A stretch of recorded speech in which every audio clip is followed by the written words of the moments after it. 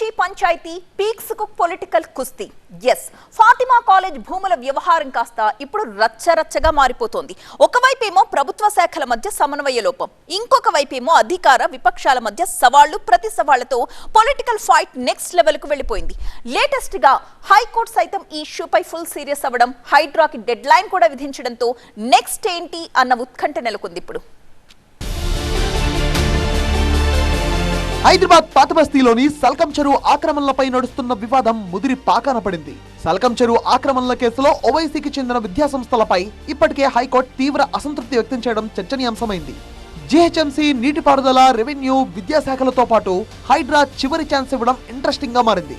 3 నెలలు గడువిచ్చినా స్పష్టమైన వివరాలు ఇవ్వలేదని అధికారుల తీరుపై ఆగ్రహం వ్యక్తం చేస్తూ మరో వారంలోగా ఫుల్ డీటెయిల్స్ ఇవ్వాలంటూ కాస్త ఘాటుగానే అధికారులకు చెప్పింది. సల్కం చెరువు హద్దులు, ఎఫ్టీఎల్ నిర్ధారణ, ప్రభుత్వ భూమి ఎంతుందో అన్న పక్కా డీటెయిల్స్ ఆ నివేదికలో ఉండాలని హైకోర్టు స్పష్టం చేసింది. అంతేకాదు, ఈసారైనా నివేదిక సమర్పించకపోతే తగిన చర్యలు తీసుకుంటామంటూ స్వీట్ వార్నింగ్ కూడా ఇచ్చింది. ఈ కేసు విచారణను ఈ నెల 9కి వాయిదా వేసింది. ఇక పొలిటికల్ గాను ఇష్యూ నెక్స్ట్ లెవెల్లో రచ్చ చేస్తోంది. ఫాతిమా కాలేజీ విషయంపై హైకోర్టు సీరియస్ అయినా హైడ్రా ఎందుకు పట్టించుకోవట్లేదని మరోసారి ఆగ్రహం వ్యక్తం చేశారు టీబీజేపీ చీఫ్ రామచంద్రరావు. హైడ్రా కేవలం పేదల ఇళ్లు కూల్చడానికేనా అని గట్టిగా ప్రశ్నించారు ఆయన.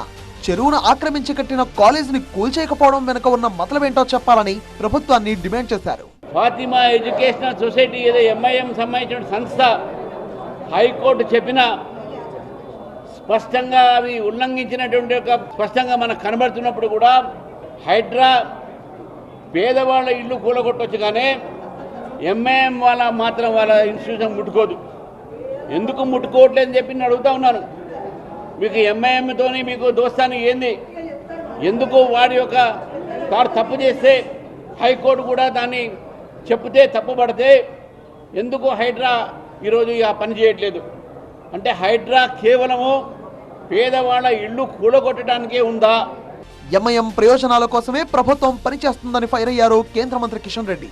హైడ్రా చర్యలు సామాన్యులపై తప్ప ఫాతిమా కాలేజ్ పై ఎందుకు లేవని నిలదీశారు. కాంగ్రెస్, ఎంఐఎం ఓటు బ్యాంకు రాజకీయాలు చేస్తున్నాయని, పేదలపైకి వెళ్తున్న బుల్డోజర్లు మిత్రులకు మాత్రం రక్షణ కల్పిస్తున్నారని ఎక్స్ వేదికగా తీవ్ర విమర్శలు గుప్పించారు. ఫాతిమా కాలేజీ అంశంపై పొలిటికల్ గా కాకరేపడంతో స్పందించిన ఎమ్మెల్యే అక్బరుద్దీన్ ఓవైసీ తనను భయపెట్టాలని చూస్తున్నారని ఆగ్రహం వ్యక్తం చేశారు. బీజేపీ నేతల బెదిరింపులకు తాము లొంగబోమన్నారు. తమ విద్యా సంస్థలను ఎలా కాపాడుకోవాలో తెలుసున్న ఆయన ఒక్క సంస్థను కూల్చేస్తే 100 విద్యా సంస్థలు కడతామంటూ హాట్ కమెంట్స్ చేశారు.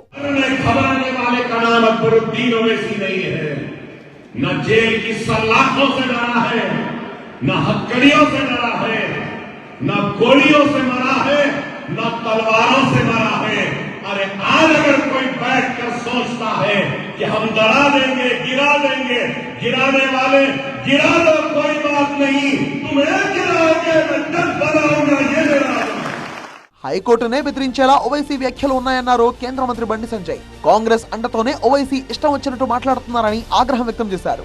హైకోర్టునే బెదిరించేలా ఓవైసీ వ్యాఖ్యలున్నాయన్నారు. కోర్టులు, చట్టాలంటే ఎంఐఎం కు గౌరవం లేదని, ఫాతిమా విద్యా సంస్థలపై ప్రభుత్వం ఎందుకు నోరు మెదపడం లేదని ప్రశ్నించారు. ఓవైసీకి ఒక న్యాయం, సామాన్యులకు మరో న్యాయమా అన్నారు.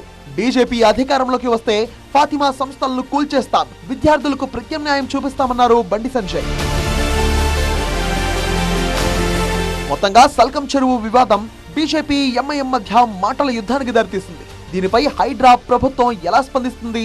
ఈ నెల 9వ తేదీన హైకోర్టు ఏ విధమైన తీర్పు ఇస్తుందో అన్న ఉత్కంఠ నెలకొంది.